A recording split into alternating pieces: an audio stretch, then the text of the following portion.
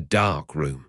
A smell of solder, hot wax, and something faintly chemical, the sort of odor that clings to a man's clothes and follows him into sleep. A wooden disc, roughly 2 feet across, spinning at speed on a coffin-shaped tea chest stamped with the word Lipton's. Behind it, a tangle of wires, a biscuit tin, a hatbox, darning needles, a pair of scissors held together with sealing wax, and a bicycle lamp gutted for its lens. The whole contraption shuddered and whined like a sick animal. The man crouching before it was 37 years old, though he looked 50. His cheeks were hollowed out. His fingers were stained brown from nickel sulfate. A scar ran along the back of his right hand, a souvenir of the evening, 18 months earlier, when 1,000 volts had passed through his body, and the landlady had thrown him out before dawn. He coughed, a deep, tearing sound that came from somewhere below the ribs and never quite went away. He had been coughing like that since childhood. It was the 2nd of October, 1925. The address was 22 Frith Street, Soho, London. A rented attic above a shop, 3 flights up, no running hot water, no telephone. Below, the restaurants of Greek Street were serving dinner. Jazz leaked through the floorboards. Somewhere a woman laughed. John Logie Baird was not laughing. He was staring at a screen the size of a postcard, willing it to show him something more than the usual blur of grey and pink. For months he had managed nothing but shadows, vague, formless patches of light that might have been a human face or might have been a smudge on the lens. He had adjusted the disc. He had repositioned the lamp. He had rewired the photoelectric cell so many times that his fingers bled through the bandages. And then it happened. Not gradually, not in stages. It happened all at once, the way a developing photograph rises from nothing in the chemical bath, first a hint, then an outline, then suddenly, unmistakably, a face. A nose, 2 eyes, a mouth. The painted, grotesque, frozen features of a ventriloquist's dummy called Stooky Bill, propped up in the next room and illuminated by a blinding arc lamp. But it was a face. Transmitted by light, converted into electricity, sent through wire, and reassembled on a spinning disc 30 feet away into a recognizable human likeness. Moving. Alive, or at least pretending to be, which is rather the point of a ventriloquist's dummy. No one in the history of the world had ever done this before. The inventor leapt to his feet. He knocked over a stool.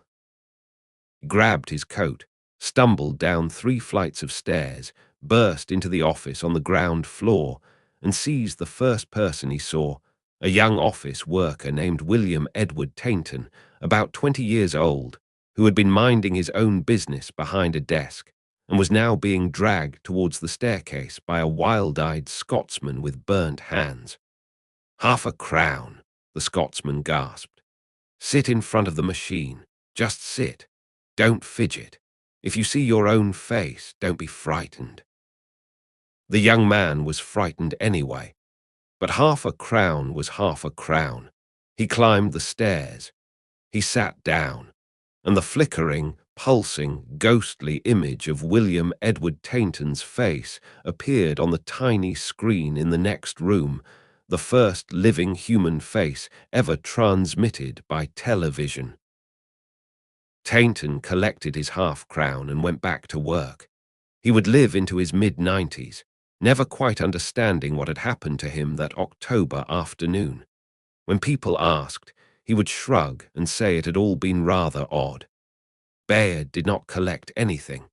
He stood alone in his attic, surrounded by the wreckage of 2 years' obsessive labor, and trembled, whether from exhaustion, illness, or the simple shock of having done the impossible, no one can say. Perhaps all 3. He had given the world eyes. The world would not return the favor. Before the world turned against him, though, he would turn against someone else, a woman who had waited for him for 12 years. And that story begins not in London, not in an attic full of wires, but in a small Scottish town on the banks of the Clyde, where a sickly boy once strung a wire across a street and nearly killed a horse. The wire snapped at the height of the first-floor windows. It whipped through the air like a riding crop and struck the flank of Mr. Macpherson's horse just below the harness strap. The horse reared. The cab lurched sideways. Mr. Macpherson, a respectable grain merchant who had never in his life used profanity in public, used it now loudly, creatively, and within earshot of the Reverend John Baird, minister of the local Church of Scotland, who happened to be standing at his front door. The Reverend looked up. He looked at the wire. He looked at the rooftop of the house opposite, where the wire's other end was fastened to a chimney pot with a length of garden twine.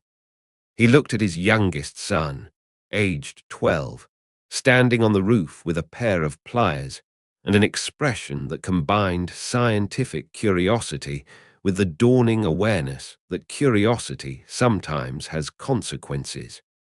The boy was summoned before the local magistrate. His father accompanied him. "Your Honor, my son wished to connect two houses by means of a wire in order to transmit the human voice between them. He did not intend to injure Mr. Macpherson's horse. Though knowing my son, I cannot offer an absolute guarantee on that point." The boy was not fined. The horse was not seriously hurt. Mr. Macpherson was mollified with an apology and one suspect, a bottle of something. The wire was taken down. But the boy, John Logie Baird, born on the 13th of August, 1888, in Helensburgh, Scotland, had learned two lessons that would govern the rest of his life. First, that it was possible to send a signal through a wire. Second, that the world was not always grateful to the person who tried. Helensburgh, in the last years of Queen Victoria's reign, was a quiet town of grey stone and salt air, set on the north shore of the Firth of Clyde, a short train ride from Glasgow. Ministers were respected. Tradesmen were polite. Children were expected to be healthy, obedient, and unremarkable. John Logie Baird was none of these things. He was the youngest of four, after Annie, James, and Isabel. His father was the Reverend John Baird, his mother, Jessie Morrison Inglis. The family home, known as the Lodge, was comfortable without being grand. A solid Presbyterian household where meals were regular, prayers were said, and illness was treated with suspicion, as though it were a moral failing that could be corrected with fresh air and porridge. This was unfortunate for young John, who was ill almost continuously. Bronchitis stalked him from infancy. His chest was weak. His appetite was poor. He spent more time in bed than in the schoolyard. In a family and a culture that prized physical vigor, his brother James was strong, athletic. Everything a Scottish boy was supposed to be, John's frailty set him apart. He was the one who watched from the window while others played. The pale, thin, coughing boy at the back of the classroom at Larchfield Academy, always thinking, always tinkering, always building something from nothing, and always, it seemed, causing small disasters. At the age of 12, the same year as the wire incident, he constructed a homemade electrical accumulator using lead plates and sulfuric acid. He poisoned himself with lead. The scar on his finger, where the acid had bitten through skin, remained visible for the rest of his life. A doctor was called. Bed rest was prescribed, and the boy, propped up on pillows with his hand bandaged and his lungs rattling, was already planning his next experiment. There was also the matter of the photography club. Young Baird and a handful of friends had acquired a camera and set about documenting everything in Helensburgh. When the cost of developing chemicals exceeded their pocket money, they took practical measures. They caught several of the neighbours' pigeons, wrung their necks, and sold the carcasses at 4p each. The neighbours were not amused. The Reverend was summoned. Again. He grew up. He enrolled at the Royal Technical College in Glasgow and then at the University of Glasgow, studying electrical engineering. He was a competent student, though not brilliant by academic standards. His genius was practical, not theoretical. He understood how things worked by building them, not by reading about them. He never completed a full degree. The Great War interrupted his studies, as it interrupted everything. In August 1914, Britain went to war. Within months, every able-bodied young man in Helensburgh, in Glasgow, in all of Scotland was enlisting or being conscripted. James Baird, strong, healthy James, went to fight. Friends went. Neighbours went. The boys from Larchfield Academy went. John Logie Baird, aged 26, presented himself for military service. He was examined. He was rejected. His lungs were too weak. He was, in the language of the medical board, unfit for active duty. He never spoke about this publicly, but the effect can be inferred from everything he did afterwards. The frantic, ceaseless, self-destructive intensity of his work. The willingness to risk electrocution, poisoning, bankruptcy, and madness in pursuit of his invention. He spent the rest of his life proving that his body's weakness did not define him, that a man who could not carry a rifle could still change the world. During the war, he worked as an assistant mains engineer at the Clyde Valley Electrical Power Company, essential work, but unheroic. And it was during those long shifts, surrounded by generators and transformers, that an idea crystallized. He had read about the possibility of seeing by wireless, the idea that images could be transmitted electrically, as sound was transmitted by telephone. In 1908, the Scottish engineer Campbell Swinton had outlined the principles in the journal Nature. Others were pursuing the same dream in Germany, in Russia, in America, but Baird's approach would be different, not because he had a superior theory, because he was poor.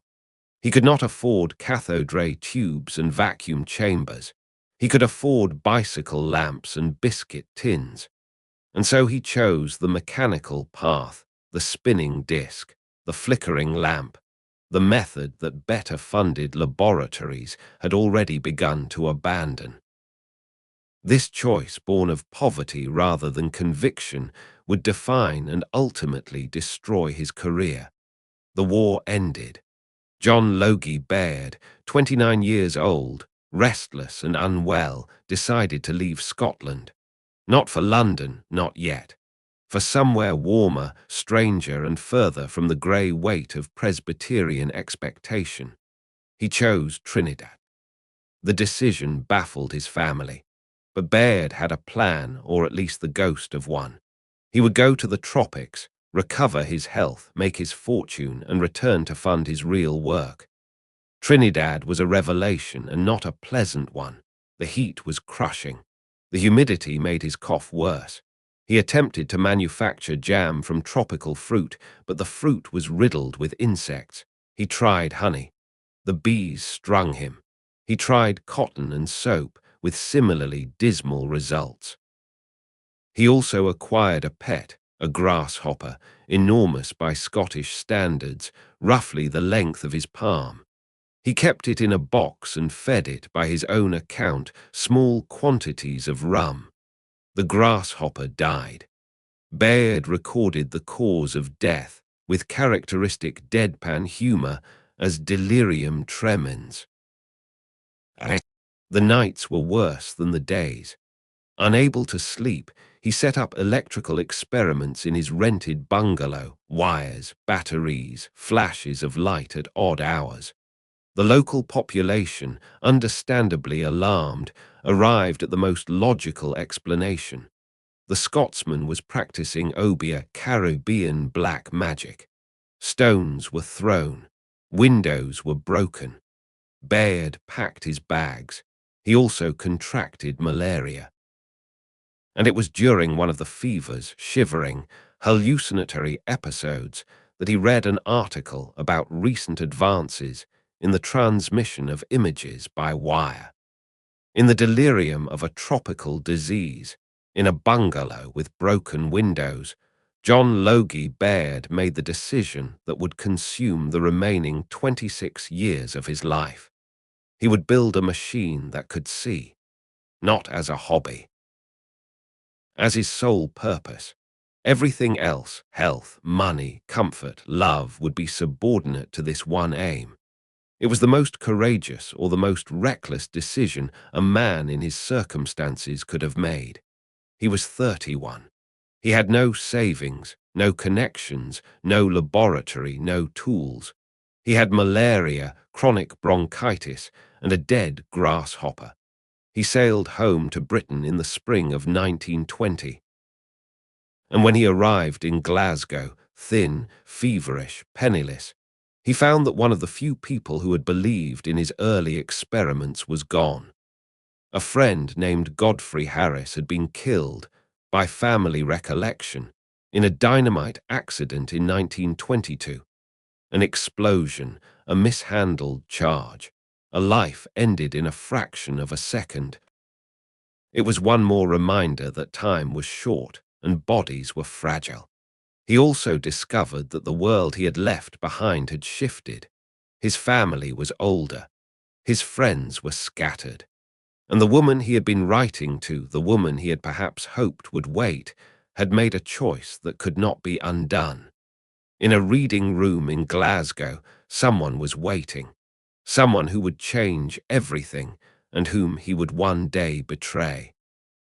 She opened the newspaper on a Tuesday morning in November 1931 and saw the headline. The words blurred. The kitchen tilted. Then the floor rose to meet her, and everything went dark. When Alice Wise, born Alice Bain, around 1888, in a suburb of Glasgow that smelled of coal smoke and laundry soap, opened her eyes, her husband was kneeling beside her. Not the man she had loved for 12 years. The man she had married. Sidney Wise was a patient soul. He had been patient for a very long time. He looked at his wife on the kitchen floor. He looked at the newspaper, still clutched in her hand. He read the headline, something about a famous inventor and a secret wedding in New York. He folded the paper carefully, set it on the table, and said the only thing a patient man could say. "I'll put the kettle on." This is where the story of Alice Bain must begin at the end, with a fainting spell and a folded newspaper, because the beginning is quieter, harder to locate, and infinitely more painful. It begins in a library, the Mitchell Library in Glasgow, in approximately 1917. The war was in its third year. The city was grey with grief and rationing. Young men were absent from every room, every street, every pew. And in the reading room, among the elderly, the infirm, and the women who came to read because reading was the only private thing left, two people met. She was clever. That much is certain. Alice Bain was not a society beauty or a suffragette or a woman of independent means. She was simply intelligent, curious, and presented a moment when a lonely man needed exactly those qualities. He was 29, ill, rejected by the army, consumed by ideas no one could follow. She listened. She understood. She asked the right questions, or perhaps she asked no questions at all and simply let him talk, which for a man like John Logie Baird was an even greater gift. What is known is this: Alice Bain was the first woman who believed in him. Not in the abstract, the way newspapers would later believe, superficially and temporarily. In the specific, daily, exhausting way that belief demands when its object is a penniless engineer with damaged lungs and a head full of impossible ideas. Then he left for Trinidad. The chronology is precise. Baird sailed for the Caribbean in late 1919. Whether they had an understanding, a promise, nobody knows. What is known is that, in September of 1920, while Baird was feeding rum to a grasshopper and dodging stones on the far side of the Atlantic, Alice Bain married Sidney Wise. Perhaps she was lonely. Perhaps she was practical. Perhaps Sidney was kind and present, and kindness and presence, in the aftermath of a war that had killed 700,000 British men, were not things a woman could afford to refuse. Baird returned to Glasgow in the spring of 1920. He found Alice married. By any conventional standard, the story should have ended there. She had chosen. He had lost. The decent thing would have been to withdraw. He did not withdraw. By accounts preserved in family memoirs, he persuaded Alice to continue their relationship despite a marriage. For approximately 11 years, from 1920 to 1931, Alice occupied a central place in his life. She assisted in his early experiments. She was present in his makeshift laboratories. She knew the work intimately. And Sidney Wise knew. He knew about Baird. He knew about the visits, the letters, the long hours. By one account, he was forbearing, a word that covers a great deal of private anguish with a single polite syllable. Sidney Wise left no memoirs. His side of the triangle is silence. For 12 years, the arrangement held. Alice moved between two men, one who offered stability, the other who offered genius and chaos. She became the invisible woman of television history, present at the creation, absent from every record. And then, in 1931, a young South African pianist entered the picture, and the arrangement shattered. But the shattering would come later. Before Margaret, before the wedding, before the newspaper headline and the fainting spell, there was the work. The years of failure and persistence, of burned hands and empty pockets. And to understand what Alice witnessed, what she helped to build, we must go south, to a seaside town on the English coast where a Scotsman with a cough and a dream rented a room above a shop and began, methodically, to go mad. Hastings, in 1922, was a faded resort town clinging to the Sussex coast like a pensioner clinging to a railing. The sea was grey. The boarding houses were draughty. The pier was rusting. It was the last place on earth where anyone would expect the future to be invented, which is precisely why Baird chose it. It was cheap. He arrived with almost nothing, a small income from the sale of his Baird undersock, a thermal sock of his own design that had enjoyed modest commercial success, and a head full of calculations about spinning discs and photoelectric cells. He rented a room. He bought wire, cardboard, wood, and whatever he could find at the ironmonger's. He began to build. The early experiments were catastrophic. Not in the dramatic sense. There were no great explosions, no laboratory fires. They were catastrophic in the quiet, grinding way that failure usually is. Day after day of adjustments that led nowhere, of circuits that refused to carry the signals they were designed to carry, of images that remained stubbornly invisible. He also attempted to supplement his income by selling soap. He placed an advertisement requesting a strong lad to assist with deliveries. On the appointed morning, a mob of boys, dozens of them, descended on his lodgings, jostling, shouting, and creating the sort of chaos that Hastings had not witnessed since the Norman invasion. The soap venture was quietly abandoned. Then came the evening of the electrical shock.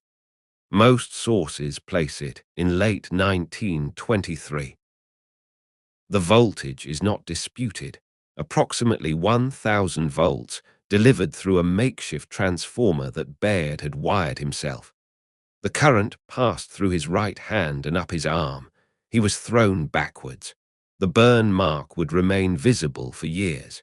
His landlady, awakened by the crash and the smell of scorched insulation, gave him notice to quit the following morning.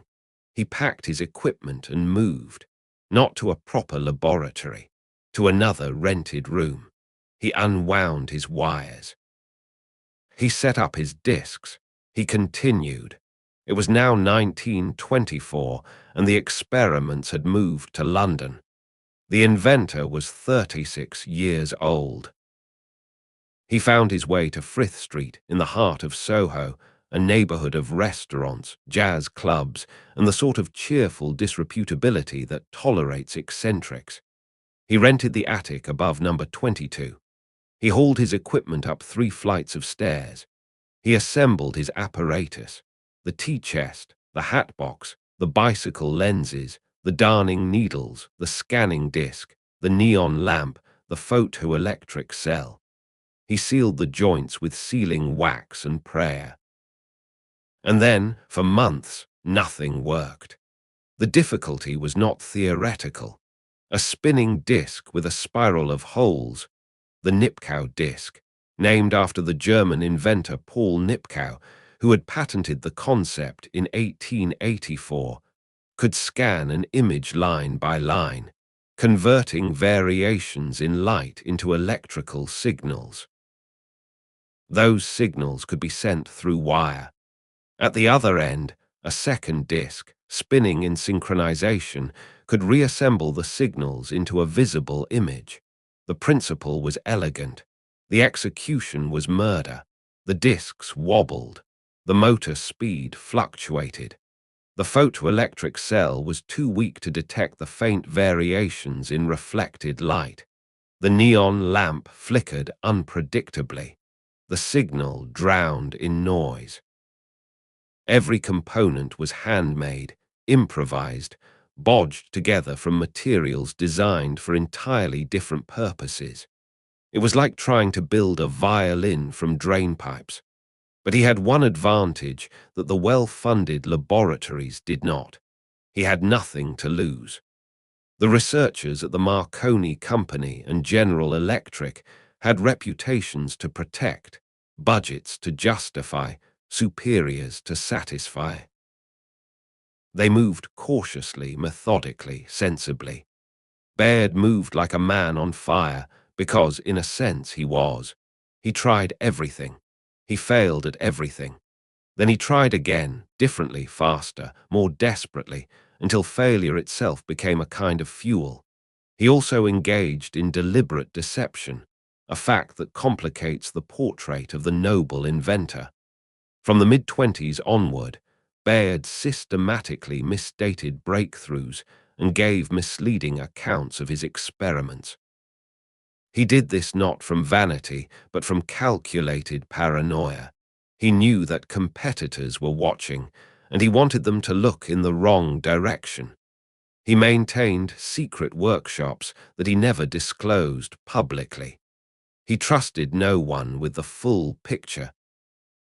This was the behavior of a frightened man, a man who knew his advantage was fragile and the forces arrayed against him were vast. The deception would cost him later, when the establishment used his own evasions against him. The breakthrough arrived on the 2nd of October, 1925, the scene with which this narrative opened. Stucky Bill's painted face. then William Tainton's Living One, then 3 months of feverish preparation for a public demonstration.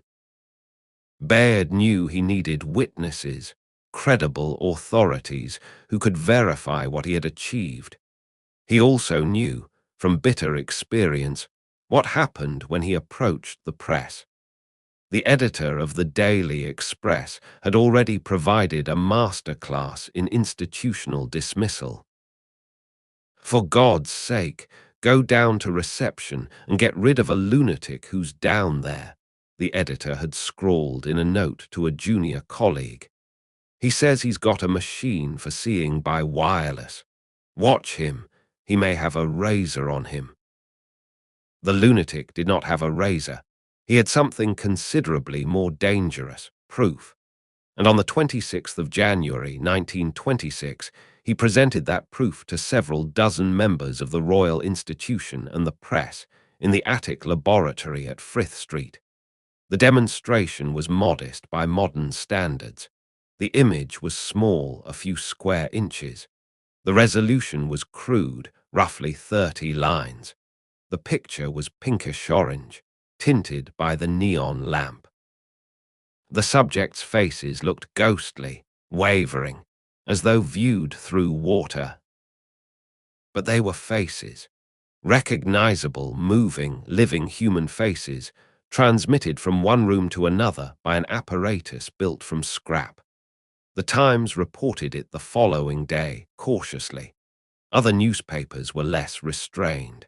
Within weeks, John Logie Baird was famous, not yet as a great inventor, but as an extraordinary curiosity.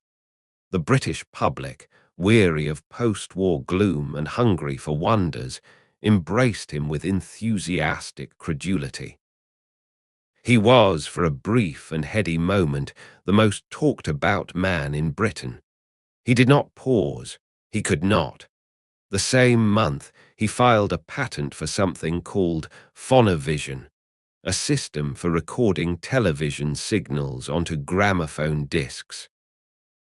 In effect, he had invented the video recording, 3 decades before the Ampex Corporation would claim the achievement. The original phonovision discs survived. In the 1990s, a British engineer named Donald MacLean recovered the images. Spectral, shuddering faces from 1927, staring out across 70 years of silence. In the same period, he filed a patent for the transmission of images through glass rods, the principle that would later become known as fiber optics. The date was 1926. The technology would not be commercially developed for another 40 years. It was now 1928. Baird was 40 years old, and in a single extraordinary year, he achieved 2 things that would have secured any other inventor's place in history. On the 8th of February, he transmitted a television image across the Atlantic, from London to New York by radio wave. The picture was crude, barely legible, flickering like a candle in a gale, but it arrived. A face, sent from one continent to another by a man working in a London attic. The newspapers compared him to Marconi. For a few dizzying weeks, the comparison did not seem absurd. Then, on the 3rd of July, he demonstrated the first color television image. Red, blue, and green filters spun in sequence before the scanning disc, producing a flickering but unmistakable picture in color. He showed a basket of strawberries, a bunch of red roses, a man's face, flushed, alive, warm with the tones of living skin. The world had not yet adjusted to seeing in monochrome across distance. Baird was already showing it in color. By the end of that year, his list of achievements was staggering. Television, color television, transatlantic television, video recording, fiber optic transmission, and infrared imaging, which he called noctivision, a system for seeing in total darkness that he proposed to the War Office. The War Office declined with the polite indifference of an institution that would not recognize the value of night vision until a global war made it unavoidable. He was famous. He was, by his own standards, vindicated. He was also exhausted, unwell, and profoundly alone. Alice was still in Glasgow, still married to Sydney, still caught in their strange arrangement. His colleagues were employees, not friends. His family was distant. The Reverend, now elderly, was proud in the bewildered way that a minister is proud of a child who has achieved something he cannot quite understand. The newspapers called him the new Marconi. But behind the headlines, an army was assembling, an army of corporations, bureaucrats, and rival engineers, that one man, however brilliant, could not hope to withstand. She was 24 years old, South African, dark-haired, and possessed of the sort of quiet self-assurance that comes from growing up in a family accustomed to getting what it wants. Margaret Cecilia Albu was born in 1907 in Johannesburg, the daughter of a prosperous mining family. She had trained as a concert pianist. She played Chopin with technical precision and genuine feeling. She was beautiful in the composed, unshowy manner of a woman who does not need to be told. And in 1931, she fell in love with a gaunt, twitching, 43-year-old Scottish inventor who could not sleep, could not eat without forgetting to swallow, and whose fingernails were permanently stained with chemicals. The circumstances of their meeting are uncertain. What is not uncertain is the reaction of her family. A message arrived from Johannesburg. The sentiment was unambiguous. Margaret's parents were alarmed. Their daughter, a concert pianist from a wealthy household, proposed to marry a man with no reliable income, ruined health, and a reputation that, while famous, was also faintly disreputable. Margaret married him anyway. But first there was the matter of Alice. Baird told Margaret everything before the wedding. The 12 years, the library in Glasgow, the married woman who had waited and the patient husband who had endured. Margaret listened. She did not flee. Instead, she sat down with the man she intended to marry and helped him compose a letter to the woman he was about to leave. One imagines the scene, a hotel room, probably in London, late at night. Baird at the desk, pen in hand. Margaret beside him. The letter would have been agonizing to write, not because the words were difficult, but because no words were adequate. "Write that you're sorry," Margaret might have said. "Write that I know. Cross that out, just write. I am to blame. No, cross that out too." The letter was sent, but it arrived too late. Alice learned of the wedding from a newspaper headline. She collapsed. Sydney put the kettle on, and the triangle that had held 3 lives in uneasy suspension for 12 years broke, silently, irreparably, in a kitchen in Glasgow, over a cup of tea that nobody drank. The wedding took place on the 13th of November, 1931, at the Half Moon Hotel on Coney Island, New York. The location was practical, not romantic. Baird was in America on business. The ceremony was small, private, almost secretive.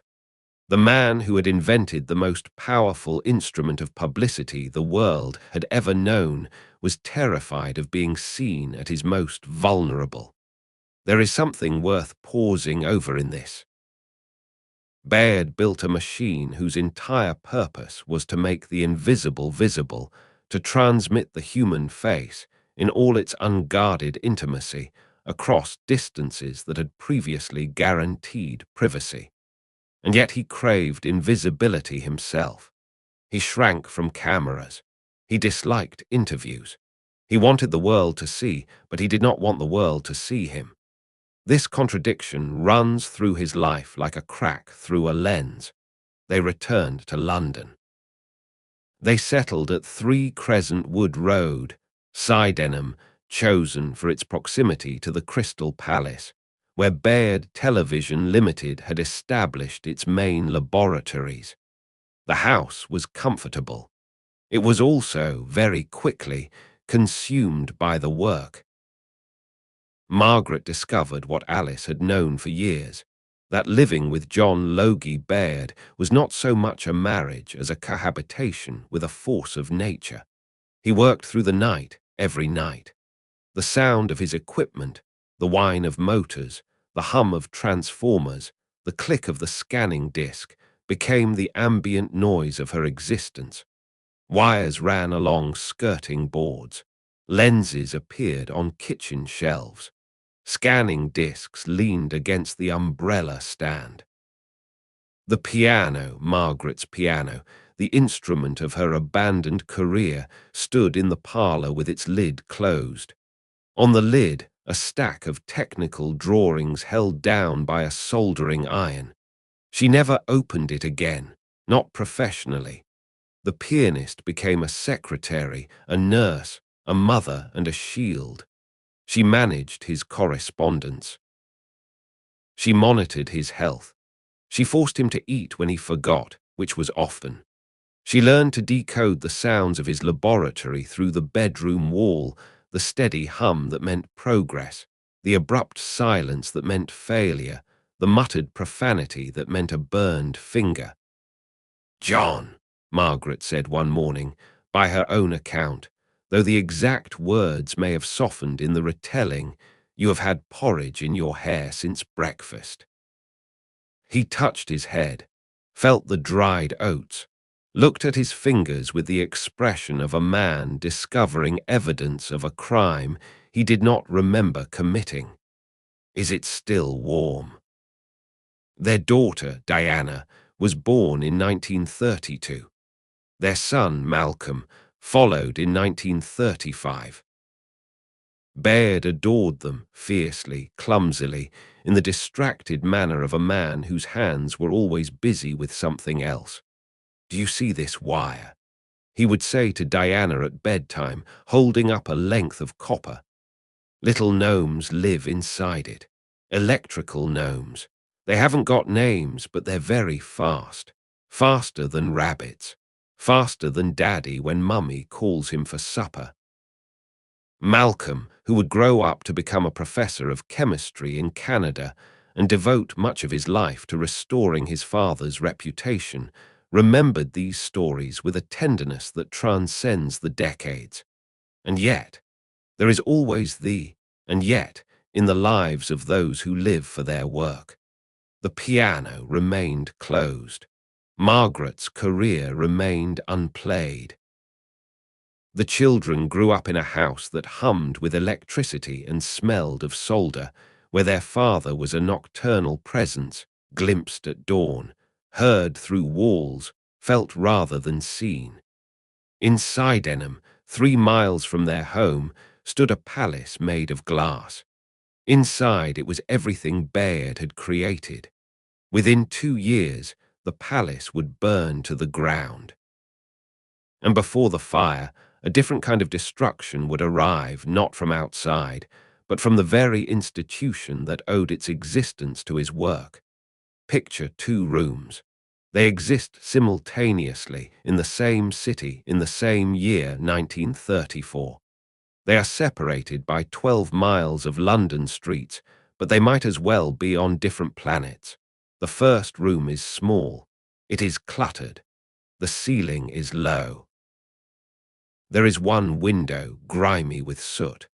A man works alone at a bench covered with handmade equipment. He is thin. He coughs. He has been here since midnight.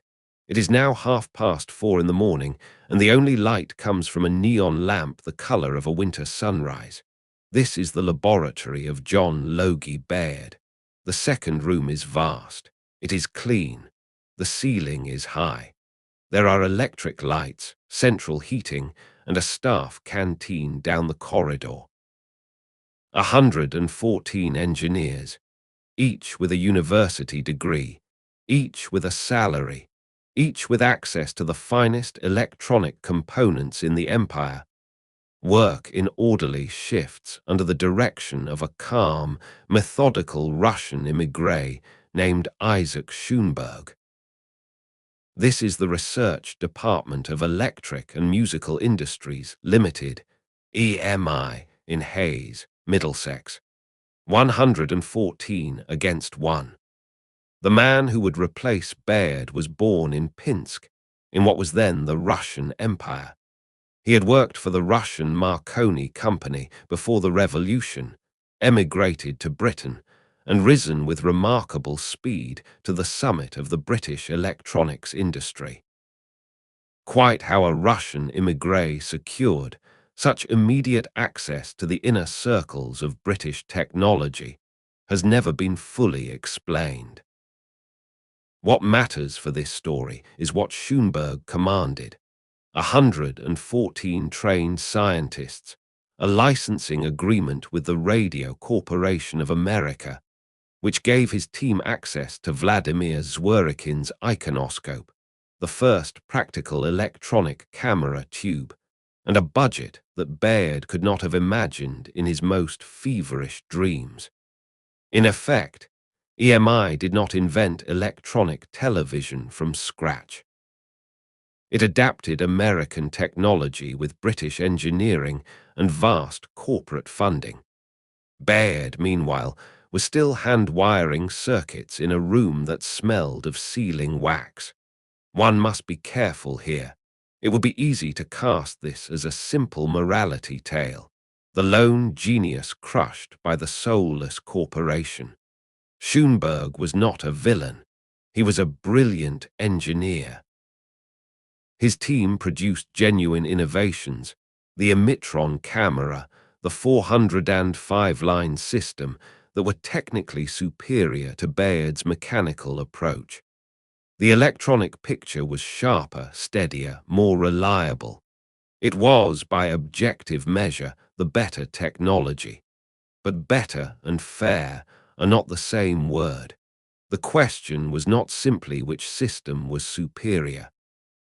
The question was whether Baird, working alone, underfunded, using an approach born of poverty rather than choice, was given a fair chance to develop his own electronic system before the verdict was delivered.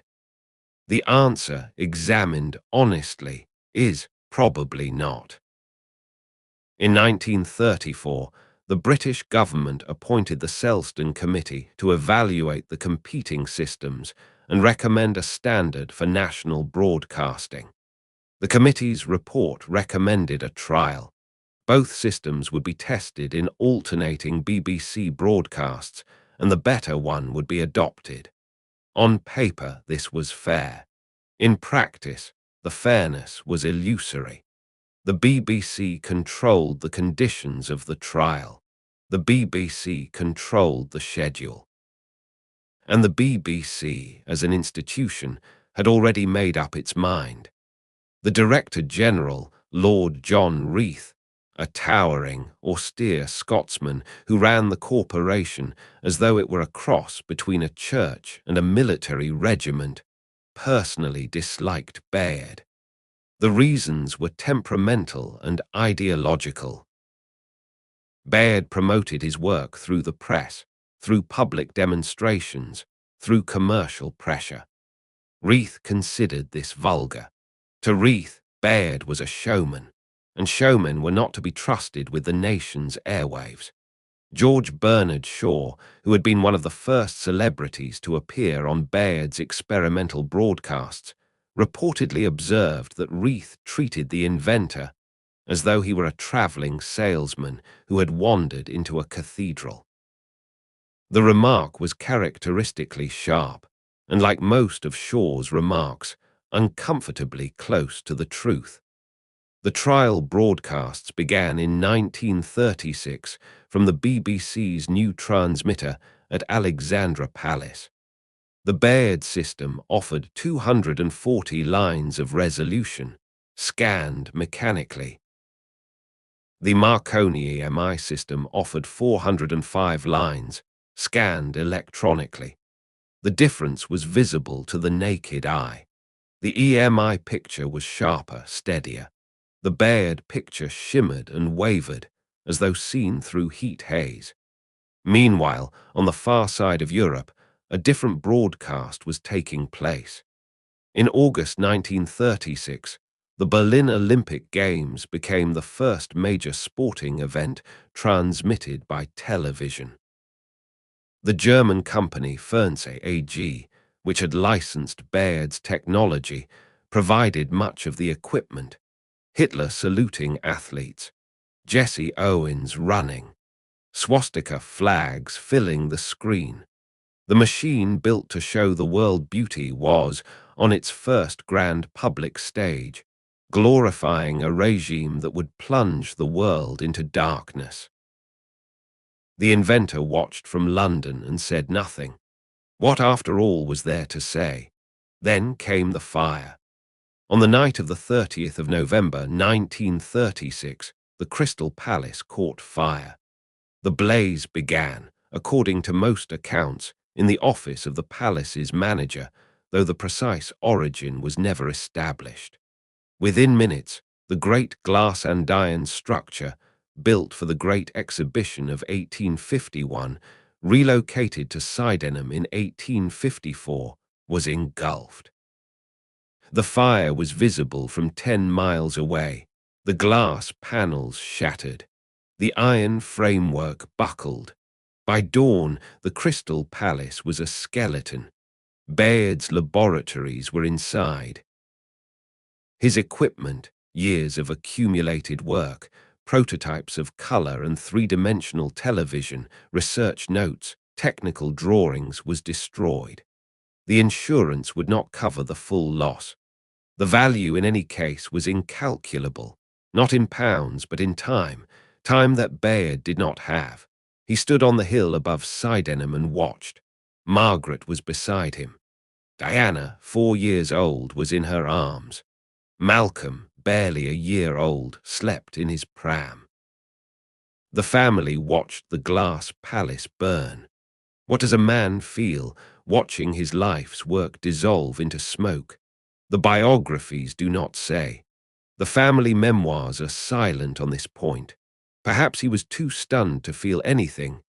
The way a man hit by a car does not feel pain for the first few seconds, only a vast and ringing emptiness. Perhaps he was already calculating, already thinking about which prototypes might be rebuilt, which notes he had copies of, which experiments could be reconstructed from memory. Perhaps he simply stood and watched, and felt the heat on his face, and said nothing. Margaret, one Imagines, held Diana a little tighter. Was it arson? Baird suspected so, according to family accounts. No evidence of deliberate ignition was ever found. The cause remains officially undetermined. But the timing was extraordinary. The Crystal Palace burned 2 months before the BBC announced its decision on the television trial. Coincidence, almost certainly, but the sort of coincidence that leaves a bitter taste. It was now February 1937. The BBC announced that it would cease all transmissions using the Baird system and adopt Marconi EMI as its sole standard. Mechanical television was finished. Electronic television had won. Baird was not invited to the meeting. He learned of it from an official letter delivered to his home. The language was polite, bureaucratic, final. He read it at the breakfast table. Margaret poured tea. Diana asked for porridge. An ordinary morning. And in the middle of that ordinary morning, the end of a decade-long war.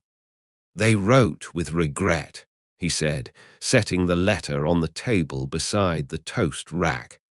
How kind of them to regret. Any rational person would have stopped. The mechanical system was dead. His laboratories were ashes. His health was deteriorating.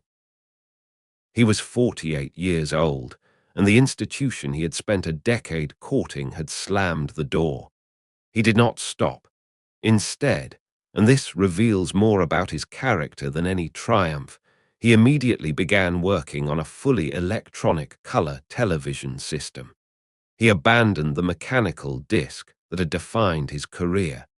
He adopted the technology of his rivals and set out to surpass them on their own ground. But the BBC had struck from outside. The next blow would come from within.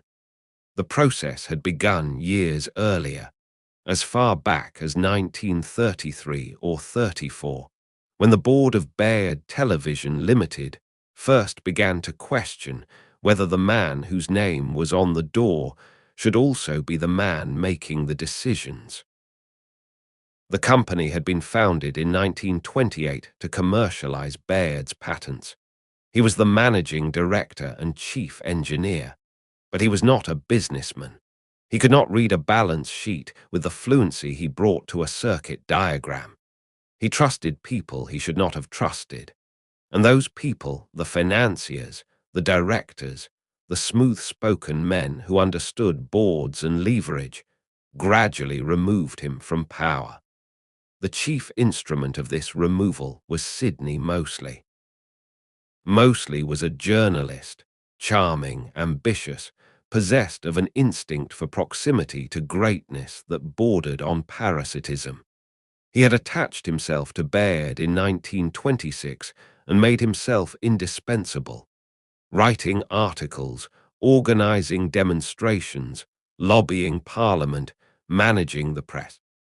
For a time, he was Baird's closest public ally, but Mosley was also a director of the company, and as the company grew, his loyalty shifted from the inventor to the institution, from the man to the machine. He participated in the boardroom maneuvers that stripped Baird of authority. He voted for decisions that served the company's financial interests at the expense of Baird's research. He became exactly the sort of person he had spent years defending Baird against. There is a moment reconstructed from family accounts, impossible to date precisely, that captures the betrayal with terrible economy. Baird arrived at the offices of his own company. He walked to the boardroom. The secretary stopped him. "Mr. Baird, you're not expected. You haven't got an appointment." He had built the company. His name was on the door, and the secretary, politely, regretfully following instructions, told him he could not enter. "Sid," Baird said to Mosley on another occasion, when the extent of the maneuvering became clear, "you told me you'd take care of everything." "And I have, John.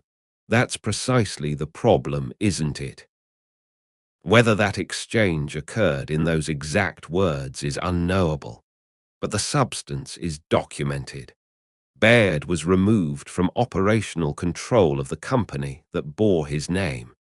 He was given the title of technical consultant, a polite fiction that meant he was paid a salary in exchange for the use of his reputation, while decisions about his own inventions were made by men who understood money but not light.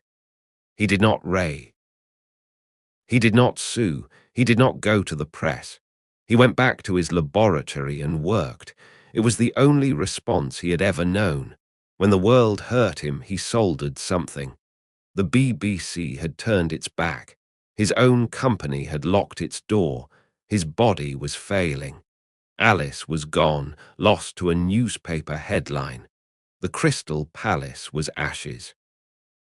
And the man who had taken his system's place, Schoenberg, with his 114 engineers, was preparing to receive the honours that would never come to the Scotsman from Helensburgh. But the world was about to offer a different kind of darkness. On the 1st of September 1939, Germany invaded Poland. 2 days later, Britain was at war. And on that same 1st of September, the BBC did something that carried, for Baird, a symbolism almost too perfect to bear. It switched off the television transmitter at Alexandra Palace.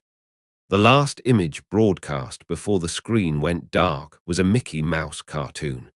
The most powerful communication medium ever invented went silent, not with a farewell, not with a statement of purpose, but with a cartoon mouse.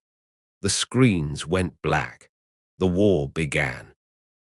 And John Logie Baird, abandoned by every institution that had profited from his work, entered the longest and loneliest chapter of his life, with nothing but a soldering iron, a failing body, and a vision of colour that no one else could see.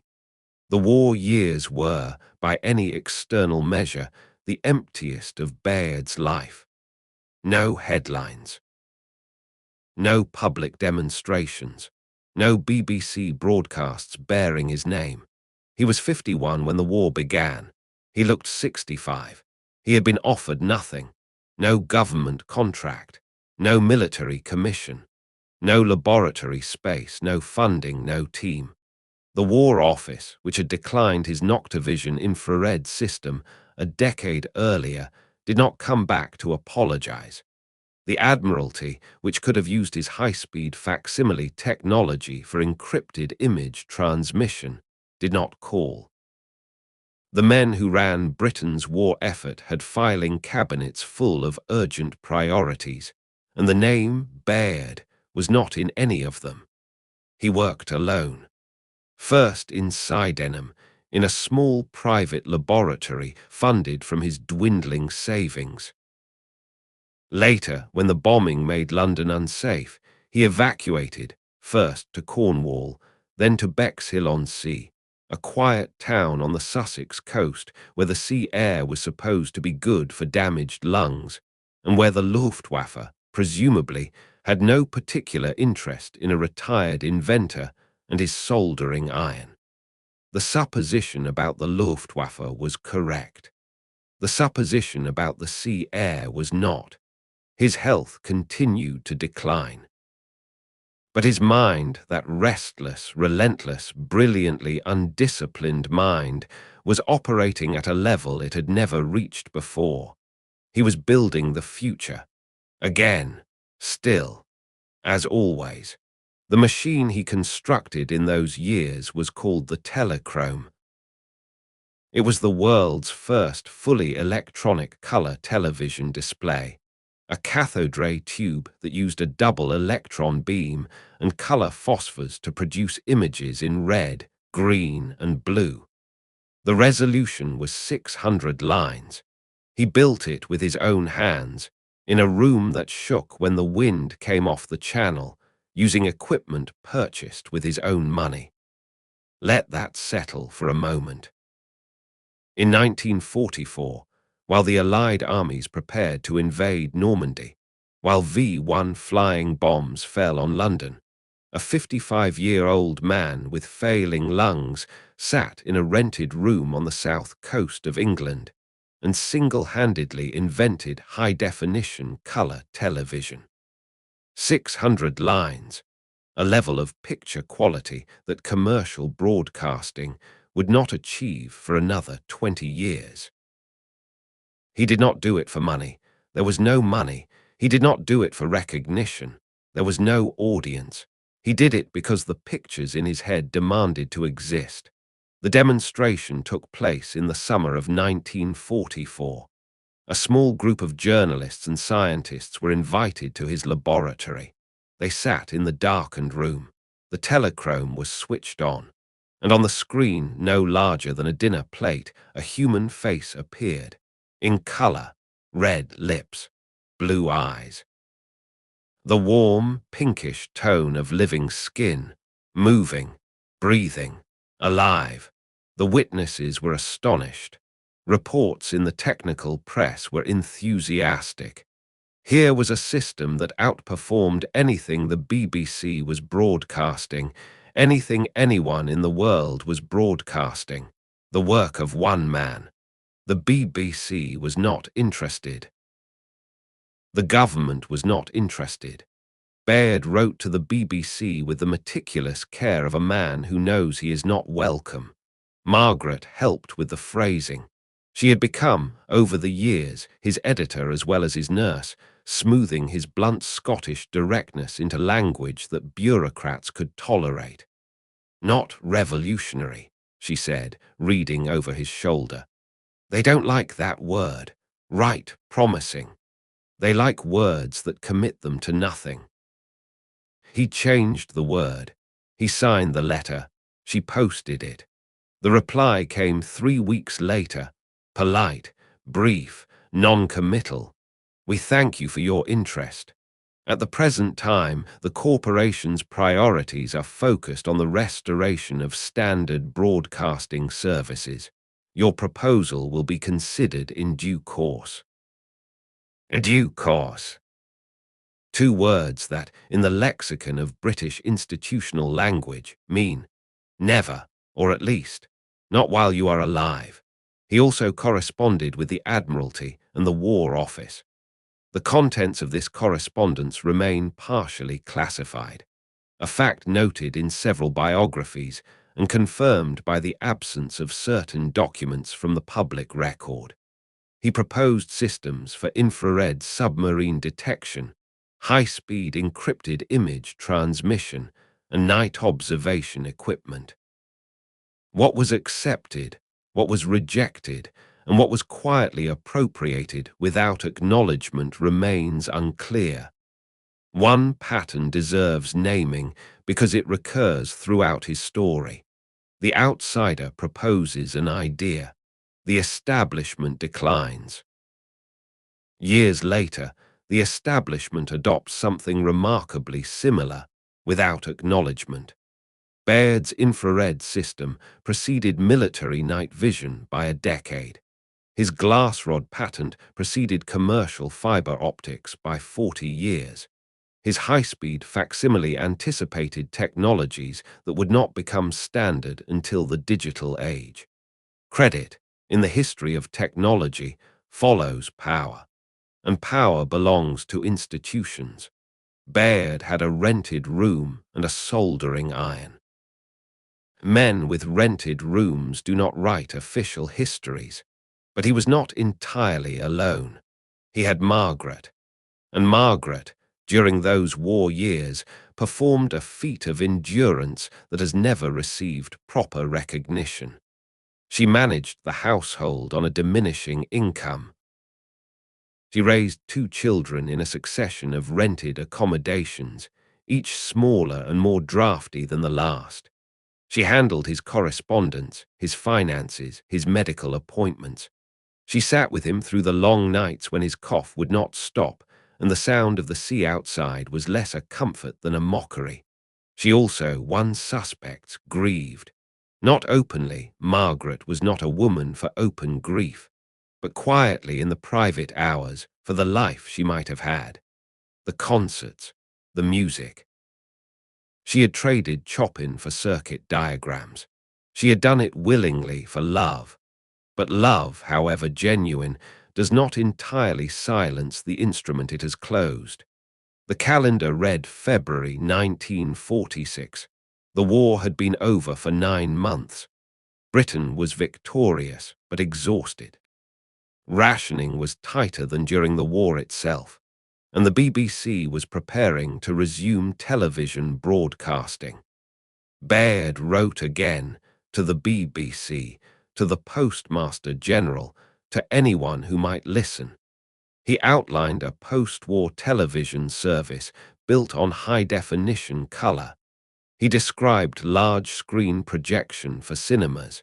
He described international relay stations.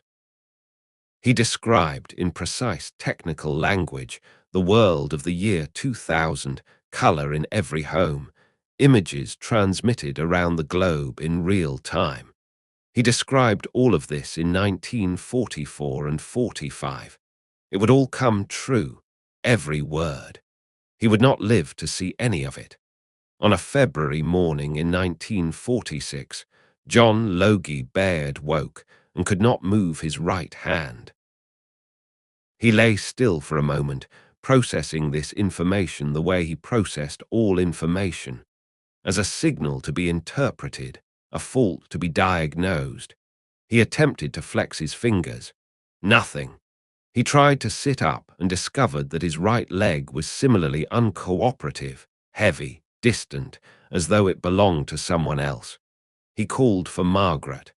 The word came out slurred, thick, like a radio signal breaking up in a storm.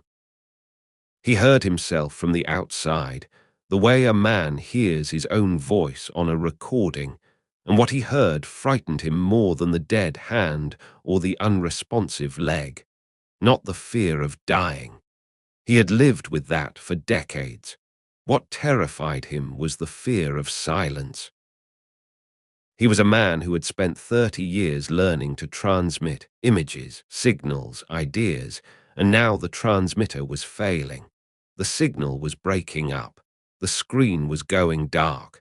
Margaret found him. She stood in the doorway for perhaps half a second, long enough to see, to understand, and then she moved.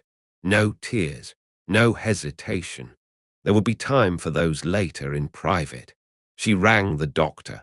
She propped him up on pillows. She brought warm water and a cloth.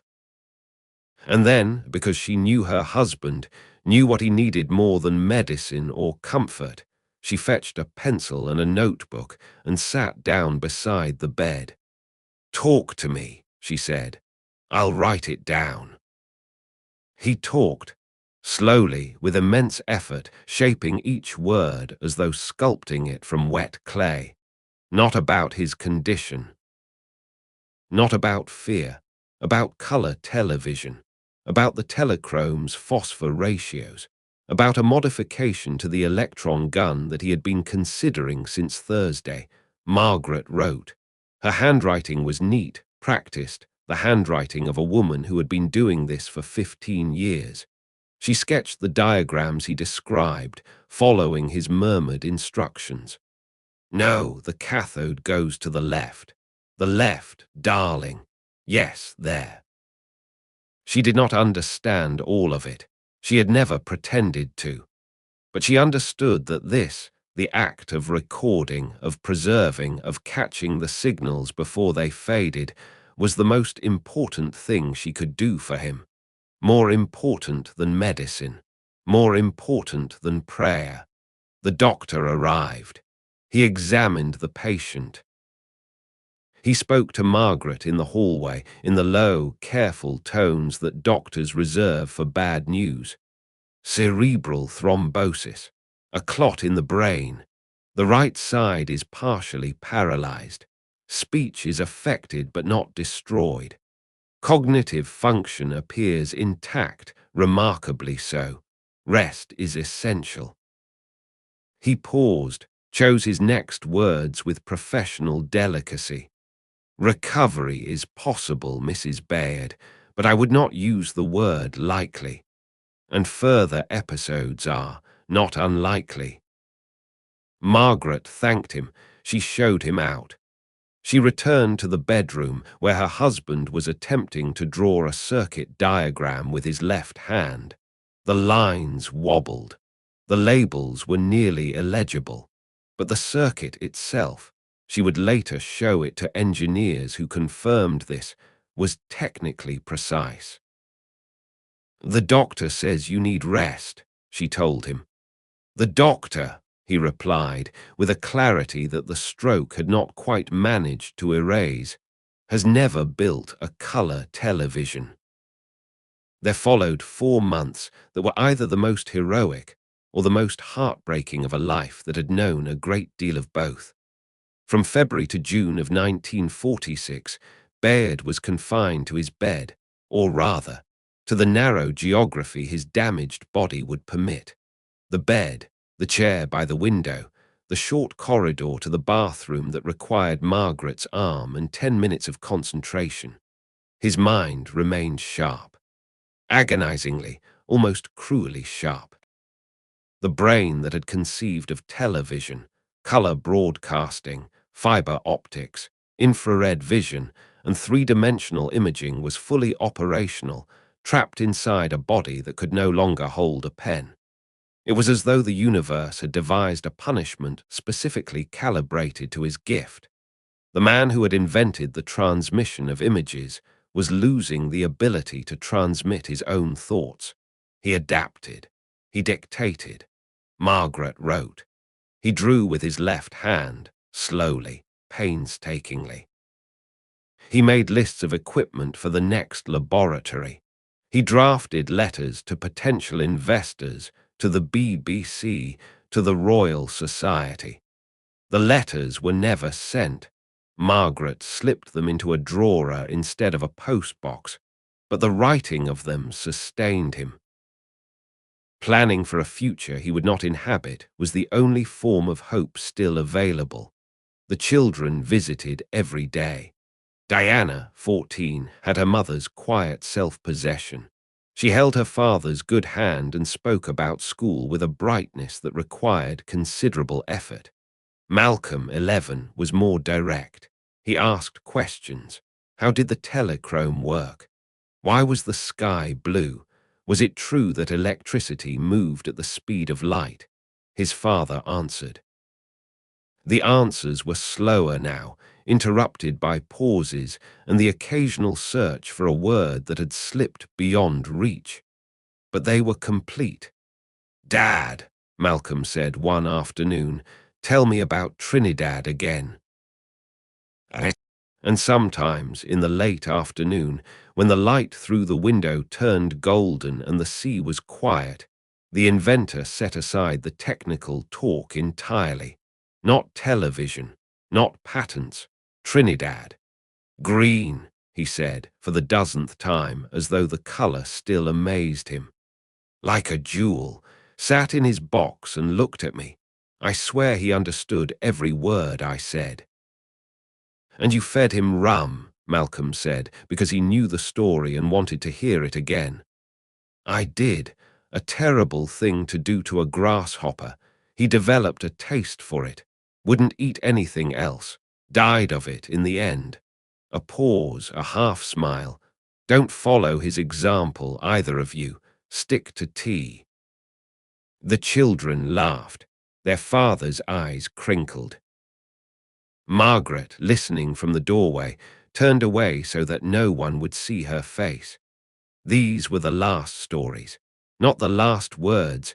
There would be more diagrams, more whispered specifications, but the last stories.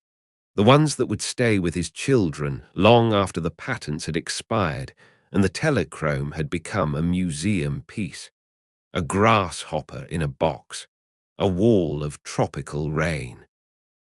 A young man already dying, standing in a bungalow on the far side of the world with his pockets empty and his head full of light. On the 7th of June, 1946, 1 week before the end, the BBC resumed its television service. The first post-war broadcast went out from Alexandra Palace. The picture was monochrome. The resolution was 405 lines. The system was Marconi EMI. Baird heard about it on the radio. He was in bed. Margaret brought him tea and the newspaper. He read the account. He set the paper on the blanket. 405 lines, he said quietly. In grey. Margaret said nothing. There was nothing to say. The screens had come back to life, but not with his light, not with his colour, not with his 600 lines. The notebooks continued to fill, left-handed now. The lines shaky, the labels barely legible, but the circuits precise. Colour systems, three-dimensional projection, large screen displays. The drawings of a man who could see the 21st century from a bed in 1946, trying with failing hands to leave a map for those who would arrive there without him. June came. The sea grew warmer. The days grew longer. Baird grew weaker. On Friday, the 14th of June, 1946, at his home in Bexhill-on-Sea, John Logie Baird died. He was 57 years old. Margaret was beside him. The children were at school. They learned when they came home, walked through the front door with their satchels and their ordinary school-day faces, and found their mother sitting very still in the parlor, and knew. The cause of death was recorded as cerebral thrombosis, a second stroke. The one the doctor had warned was not unlikely. His lungs, which had troubled him since infancy, had contributed to the general collapse. His body, which had never been equal to his mind, had finally and definitively failed. The Times published an obituary. It was short. It appeared on an inside page, not the front. It acknowledged his achievement, the first person to demonstrate true television, in the cautious, qualified language that the British establishment uses when it is not entirely sure whether to be proud or embarrassed. The BBC mentioned his death in its news bulletins, briefly, without ceremony, without a special programme or a moment of reflection. The corporation that owed its most powerful medium to this man marked his passing with the attention it might have given to a minor parliamentary appointment. No state honour had ever been conferred upon him. No knighthood, no order of the British Empire, no letter of thanks from the Crown. In a country that bestowed titles on civil servants, industrialists, and the occasional cricketer, the inventor of television received nothing. Years later, a decade in fact, Isaac Schoenberg, the director of research at EMI whose team had developed the rival electronic system, would be knighted. The honor was given for services to television. The irony requires no commentary. Baird was buried in Helensburgh Cemetery, in the town where he had been born. The circle that had begun 57 years earlier, with a sickly boy and a wire strung across a street, closed in Scottish earth. The headstone was simple. The ceremony was private. But not entirely private. Among the mourners' family, a few remaining colleagues, local people who remembered the Reverend's strange youngest son, there was one figure who did not belong to any of these categories. A woman, standing slightly apart, watching the coffin descend. Alice. Alice Bain-Wise, now in her late 50s. She had come from Glasgow, or perhaps she had never really left Glasgow, had spent the 15 years since the newspaper headline and the fainting spell and Sydney's kettle in the same kitchen, in the same city, in the same quiet arrangement with a husband who had never asked her to explain and whom she had never insulted by trying. She came to the funeral. Margaret saw her. The two women, the wife and the shadow, the pianist and the ghost, looked at each other across the open grave. They had never met.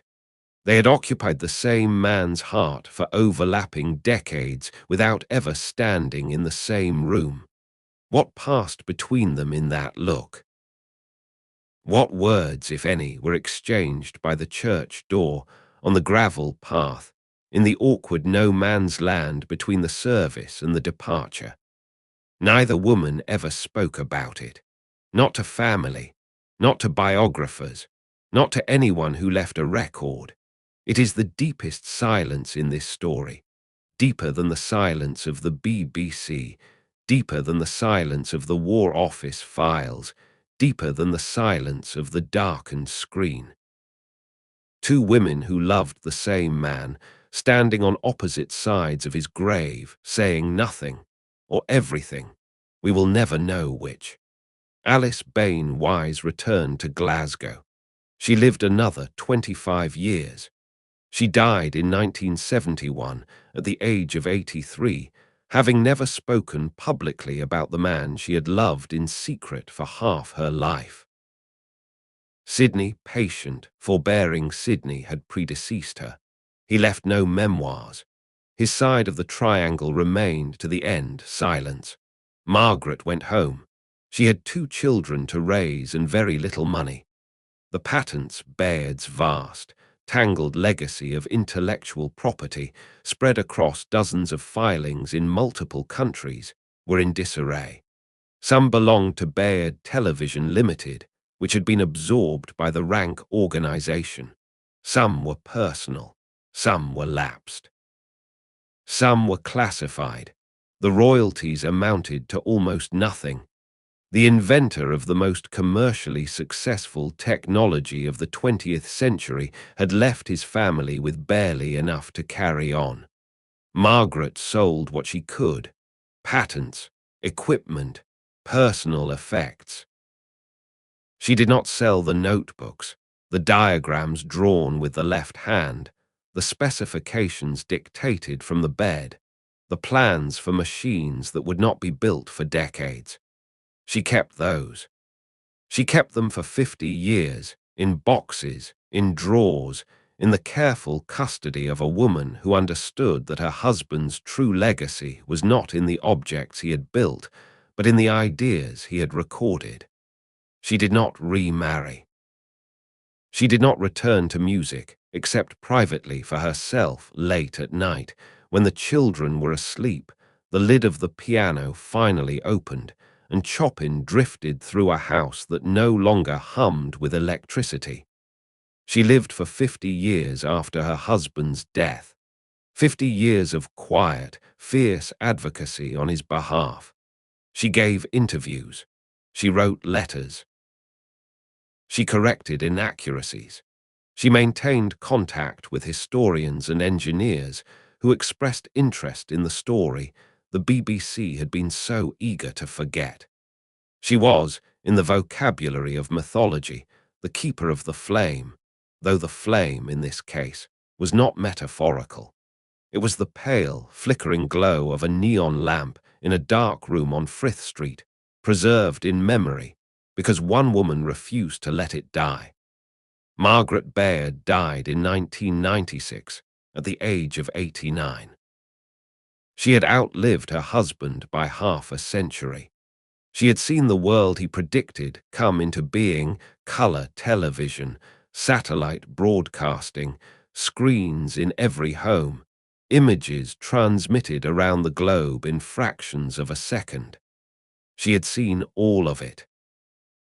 And she had seen his name, slowly, grudgingly, incompletely, restored to the record from which it had been erased.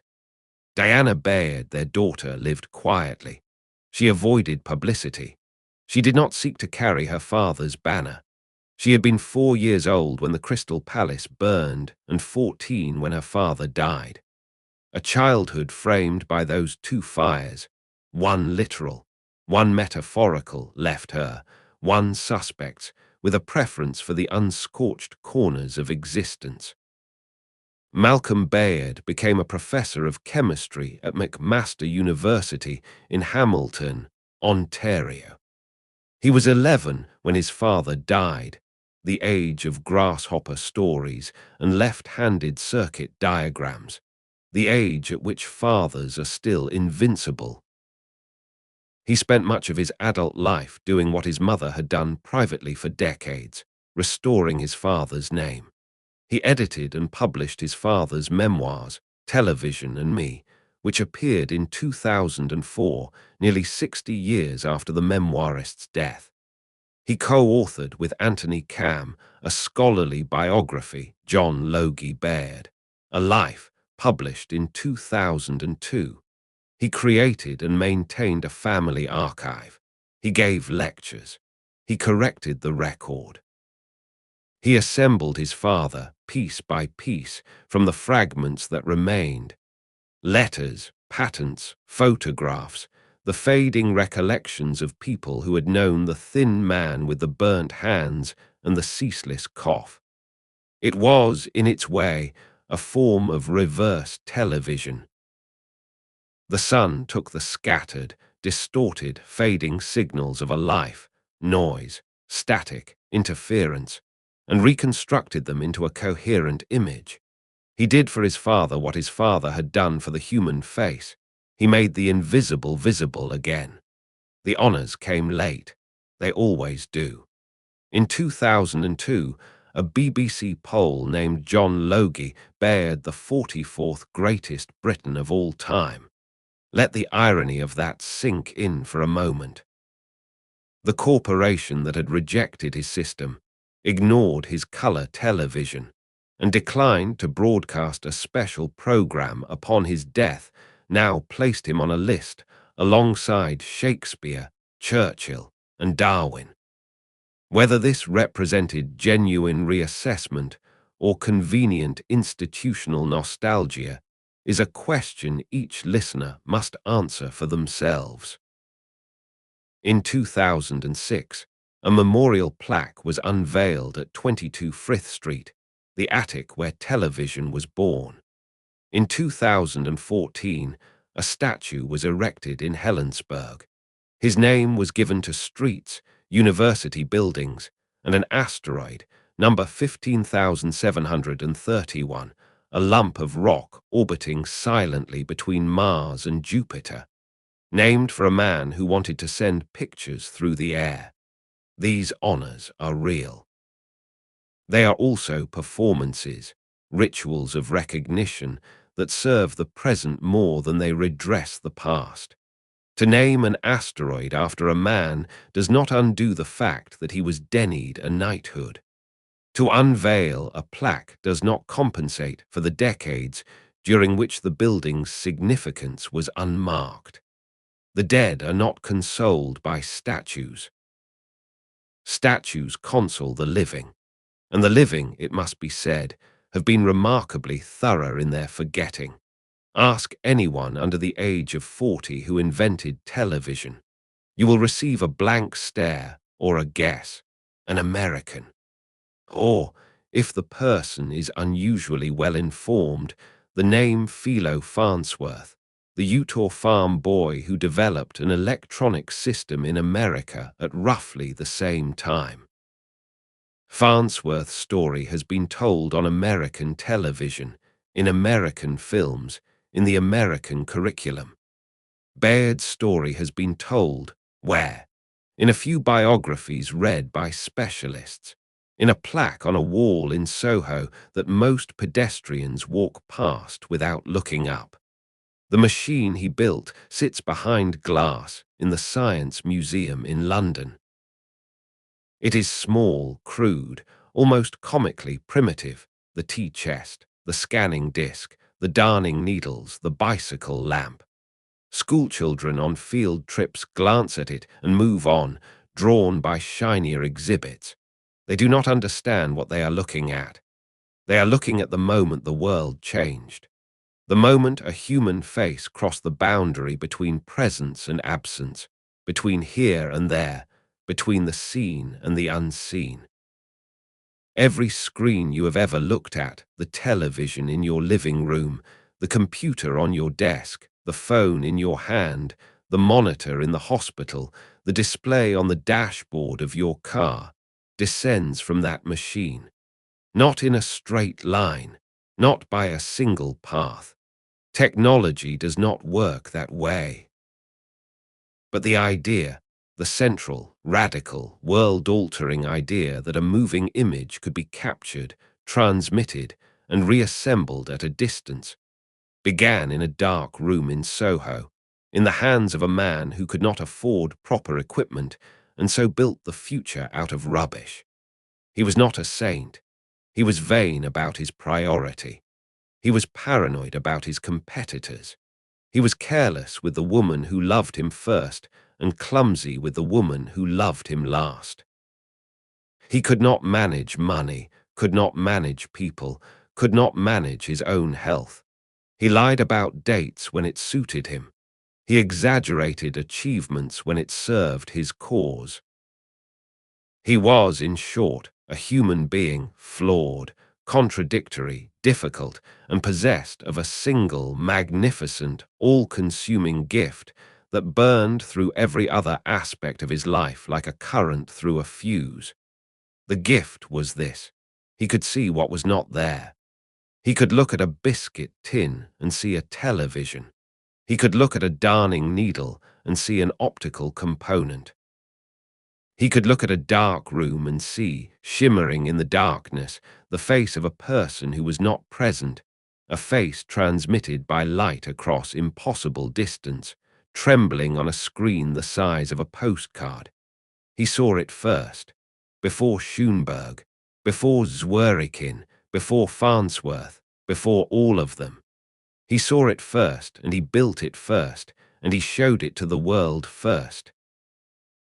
The world said thank you, took the gift, and forgot the giver. 1925. An attic in Soho, a spinning disc, a dummy's face. A young man with burnt fingers staring at a screen, trembling. He is still there, still staring, still trembling. The light from the neon lamp, pale, pinkish, flickering, has not gone out. It has simply been absorbed into every screen on every wall in every room on Earth. It is the light you are watching now. You cannot see its source. But if you listen closely, carefully, past the hum of your modern screen and the noise of the modern world, you can still hear it. A faint, rhythmic sound, not quite mechanical, not quite human. Click, click, click, the sound of a scanning disc turning in the dark. The sound of a man who stole fire from the gods and was punished, not with chains and an eagle, but with something far worse. Silence.